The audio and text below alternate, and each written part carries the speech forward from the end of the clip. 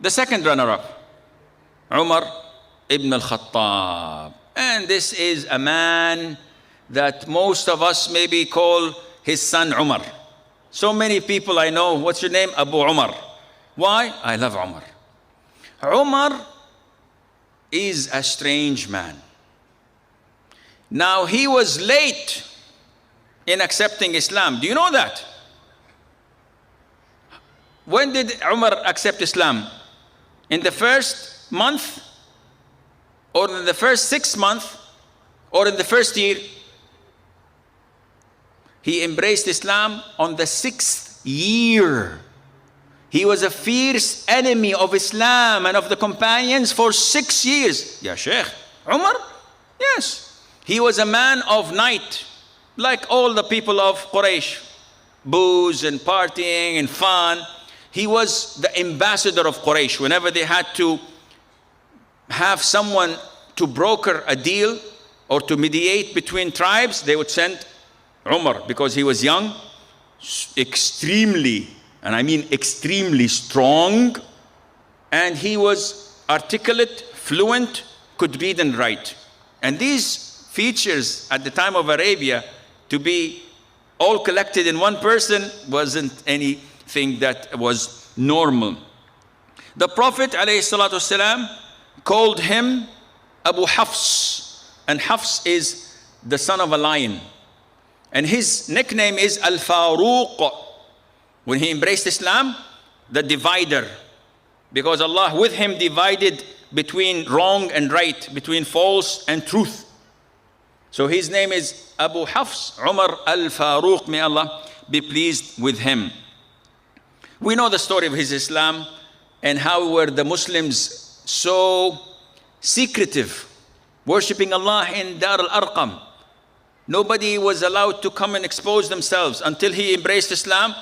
And he looked at them and said, "O Prophet of Allah, why are you sitting here? Let's go to the Kaaba." And everybody said, "Huh? Kaaba? You crazy? They will kill us on the spot." He said, "No, we will go in 2 lines. On one row, Hamza. On the second row, Umar. Anyone who approaches us, we'll kill him." The Prophet liked the idea. He said, "Bismillah." And they went into the Kaaba in marching in 2 rows. Of course, maybe 20, 30 men only. But still with Hamza and Umar leading these rows, the mushrikeen did not utter a single word. With their hundreds and thousands, they could not even open their mouth. Said, "Wallah, khalas." No, Hamza and Umar, forget it. This is a different ball game altogether. Before he accepted Islam, he was fighting with himself.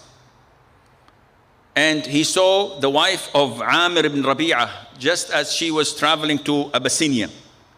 And he felt sorry for her. And he was a mushrik. So he said, "So you're setting off to travel and migrate?" And she said, "Yes, you did not leave a place for us to worship Allah Azza wa Jal.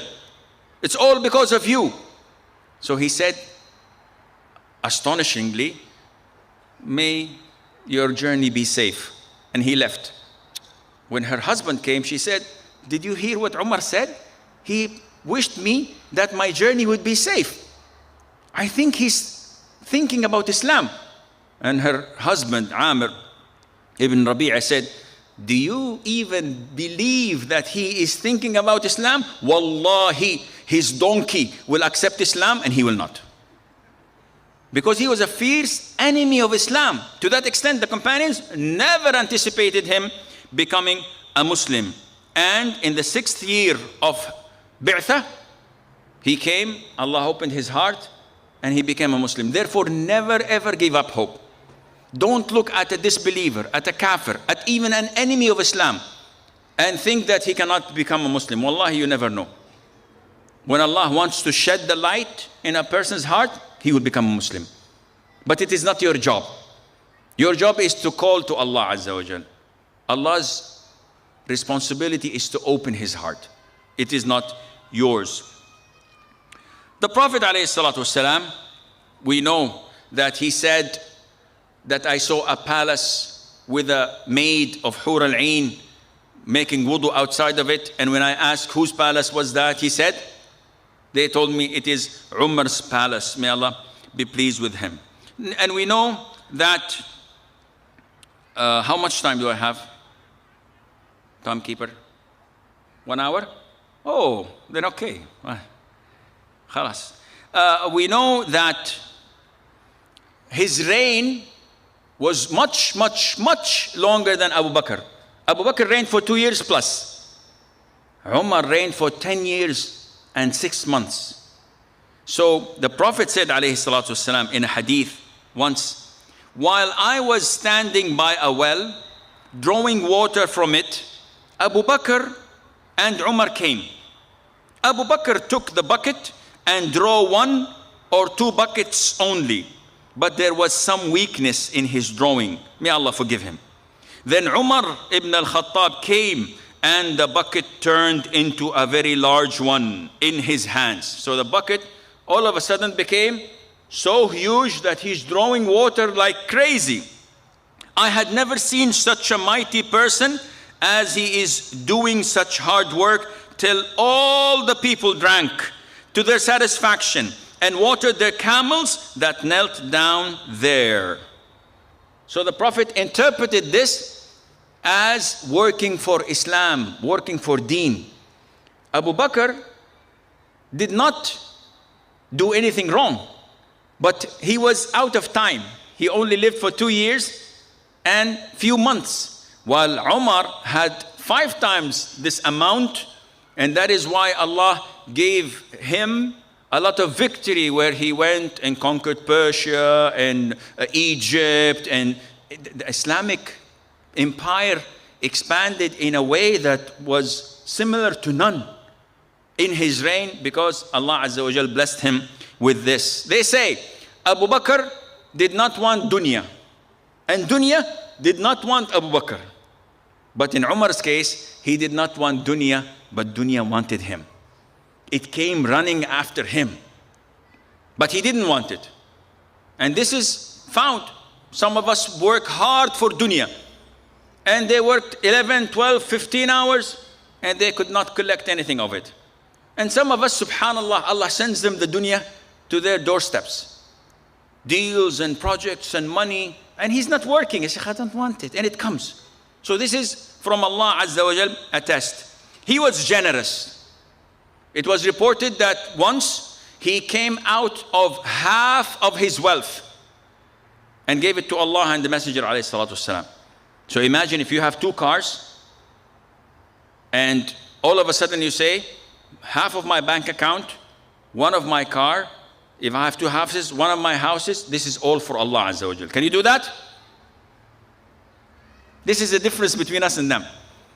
And this is why the Prophet said, alayhi salatu wasalam, 1 dirham overtook 100,000 dirham. You know, when racing, a car overtakes another car. 1 dirham, the Prophet says, overtook 100,000. A man had 2 dirhams. So he spent 1 for the cause of Allah, meaning he gave 50% of his wealth. And another one who had lots and lots and lots of money, and he took 100,000 and gave it away. Didn't affect him a bit. So it all depends on what the percentage you give, not the amount. If you look at a multi-billionaire, he gave, mashallah, 10 million riyals for the orphans. So what? He had like 60 billion extra. It doesn't matter. In 5 minutes, the interest rate will make him regain more and more. But when you find someone who has only 10,000 dirhams and he takes 5,000 of all what he owns and gives it to the orphans, this at the side of Allah is far greater than the other. He came to the Prophet ﷺ and said, Prophet of Allah, the best money, the best wealth I have is my share in Khaybar. You know, when Khaybar was occupied by the Jews and the Prophet conquered it ﷺ, he gave certain lands to the companions. And it was very fertile and always fruitful and producing. So it was very productive. So the Prophet gave him a piece of land. He came to the Prophet, he said, oh Prophet of Allah, this land is the best wealth I've ever possessed in my life. And I'd like to give it to Allah and the Messenger. The Prophet said, no, keep it, but make it as endowment. In Arabic, we call it waqf. So the land is not in your name anymore. But it cannot be sold. It cannot be given away. It cannot be inherited. Whatever comes out of it is being spent on what you decide.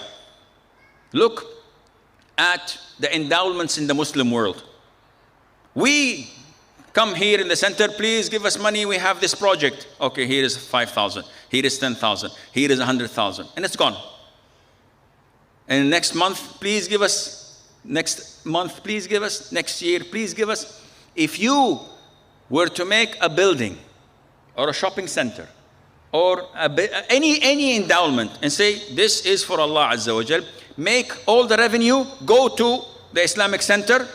This is known as sadaqah jariyah. You die and you're buried and your children are buried and the meter is running with good deeds. Better than 100,000 you pay once and it's gone. So this is what Umar, may Allah be pleased with him, did. Now, we heard in the beginning that Umar was the strongest in the religion of Allah. What do we mean by the strongest? He was tough. The Prophet came, alayhi salatu wasalam, checking on his companions one night. He found Abu Bakr reciting the Quran in a very low voice. You cannot hear it. So he asked him, Abu Bakr, what are you doing? Yani, why is your voice so low when you recite the Quran? He said, O Prophet of Allah, the one I am speaking to is listening to me. He hears me. Is it right? Allah is listening to him.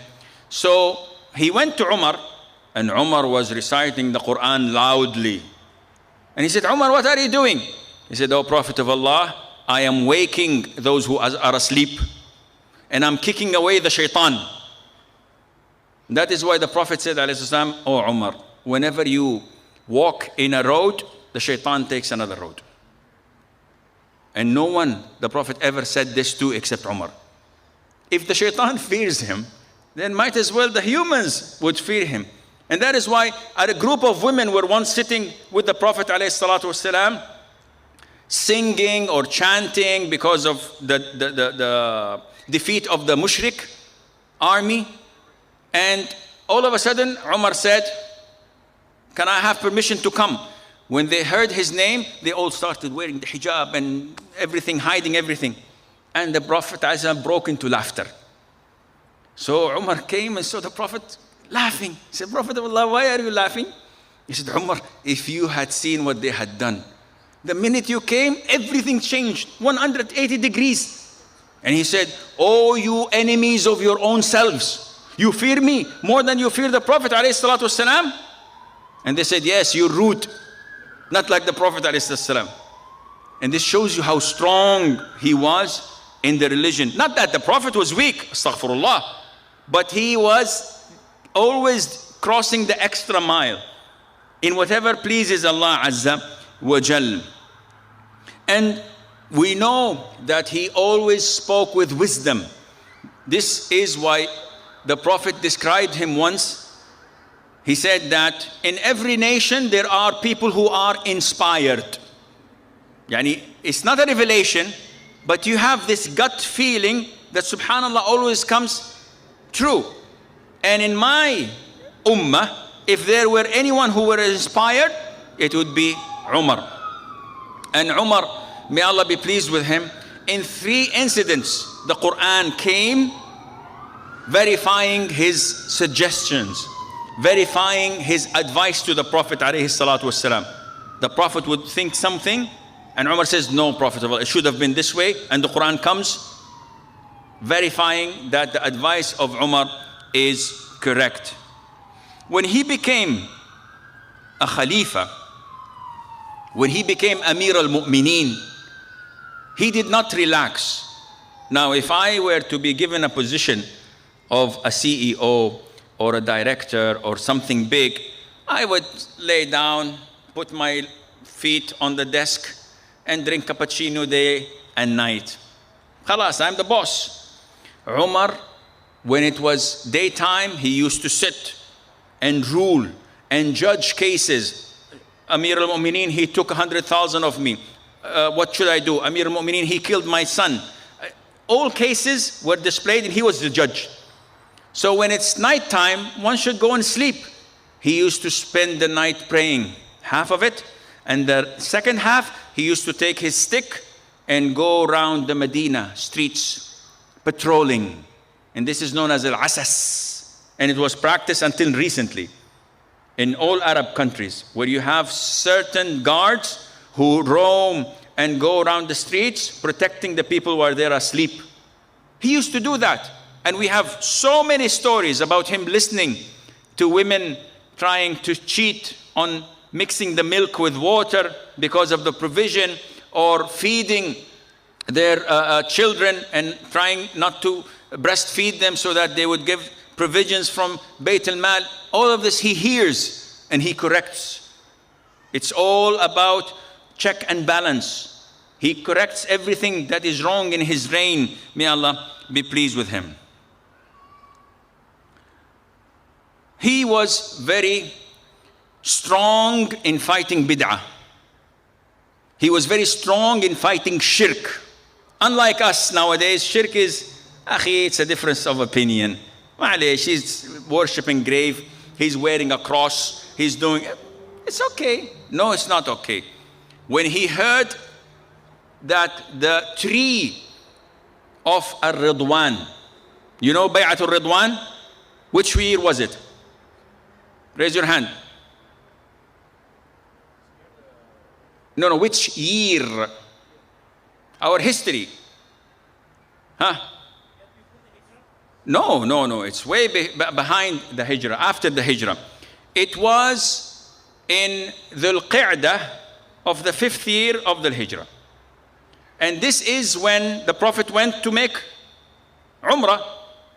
And they blocked him in Sulh al-Hudaybiyah, they call it. And they blocked him. He said, no, never ever it was done in entire history of Mecca to block someone coming for Umrah, unless, anyhow, it's not our time.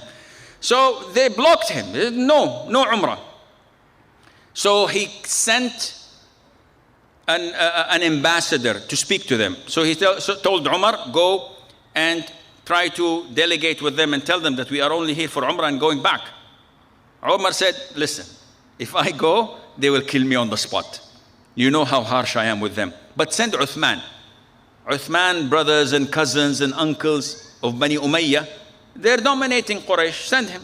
So he sent Uthman, and Uthman went there, and they honored him, his family, his relatives, and he told them, come, make Umrah. He said, no, I cannot make Umrah without the Prophet ﷺ. So he didn't go back immediately because he was trying to talk to them. And the companions felt that they have assassinated him.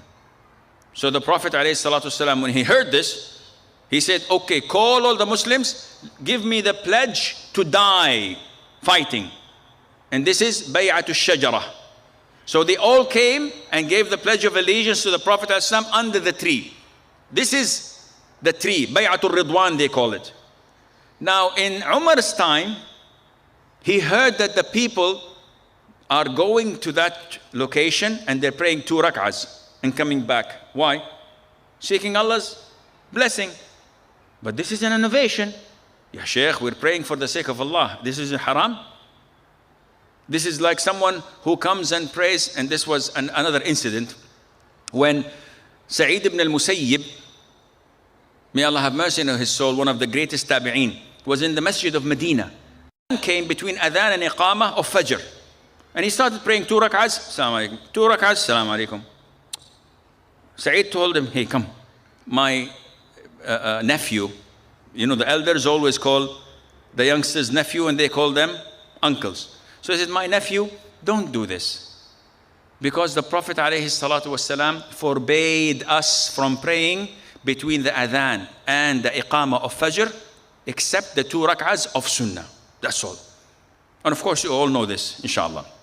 You cannot pray voluntary prayers. This is haram. Other prayers you can, it's open. But only Fajr, only the 2 rak'ah of Sunnah, that's it. So the boy looked and said, do you think I'll pray for Allah and He will punish me for praying for Him? Look at the attitude. I'm telling you, the Prophet is saying this and you're asking me about logical? The Prophet is saying, don't pray. And you say, do you think I'm praying for Allah and He will not punish me? So he said, Allah will not punish you for praying for Him. Allah will punish you for going against the sunnah. How many people, when we go to Fajr prayer, the Imam is praying and we find people coming and they pray 2 rak'ah. What is this? He says it's namaz, sunnah namaz. Sunnah namaz, with all due respect, the prayer is going, the Imam, your prayer is invalid. Pray 10 rak'ah, pray 20, Allah will not accept it, I guarantee you. Because the Prophet said that there is no prayer acceptable when the prayer is on. So this is not our issue.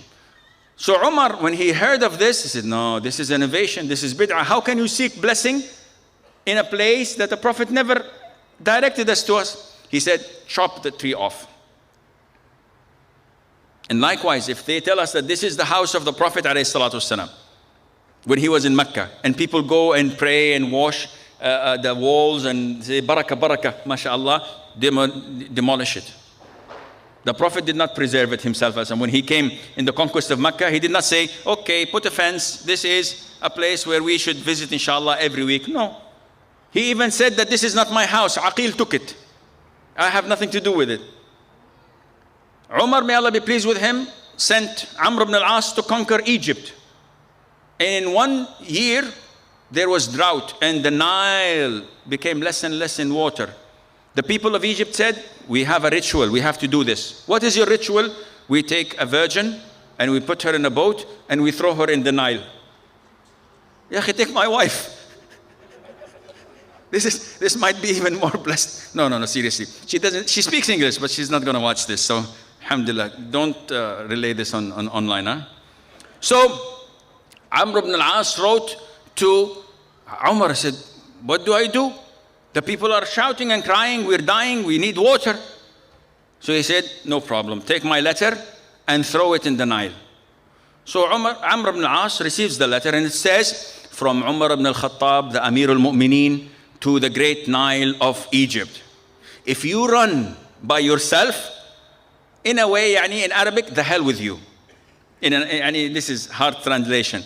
But if you run by the grace of Allah Azza wa Jal, Allah will make you run. And Amr ibn al-As, of course, read this. Was Umar addressing the Nile? Was he? Definitely not. He was addressing the people who had this convention. So Amr read it to the people of Egypt and he threw it and Allah Azza wa Jal made it rain and everything was okay. When making tawaf, look at Tawheed. While people were behind him, he comes to the black stone. He says, to the black stone, Wallahi, I know that you are a stone that holds no benefit and can protect from no harm. Had I not seen the Prophet ﷺ kiss you, I would not have kissed you. He's talking to a stone. He's talking to those watching to know Tawheed, to know that there is nothing in it. Compare this with those who come and take a shower to the black stone. Wash it and do this and exercise. Or they do this when they come to the chamber of the Prophet ﷺ, the grave. They do this with the windows and they carry a piece of cloth, Maqam Ibrahim, washing it and cleaning it and taking it back home. And then they wash it and the water, they drink it. A'udhu billah, what are you doing? He says, no, this is remedy from typhoid and cancer and kidney stones. And where are you getting this from? All of this is nonsense. Umar was protecting Islam. May Allah be pleased with him with this. He would not leave an incident without bringing the attention of the others when it's against Islam. When he was stabbed, he's dying. Khalas, on his dying bed, a man from the Ansar comes and gives him greetings and condolences and say, inshallah, you are a shaheed and so and so. As the boy is leaving, Umar looks and he finds his thobe, his garment, below his ankles. Ya akhi, you're dying. Come on, Umar, what are you doing? He says, bring him back, bring him back. And the boy comes and says, Umar tells him gently, my son, raise your garment because it is more fearful of Allah and it is best for your garment. It will not worn off. It will remain more months or years to you. It is more fearful to Allah. أَتْقَى لِرَبِّكَ وَأَبْقَى لِثَوْبِكَ. So even at the darkest moments, just about when he's going to die, he does not leave al-amr bil-ma'roof wal-nahy an-munkar, may Allah be pleased with him.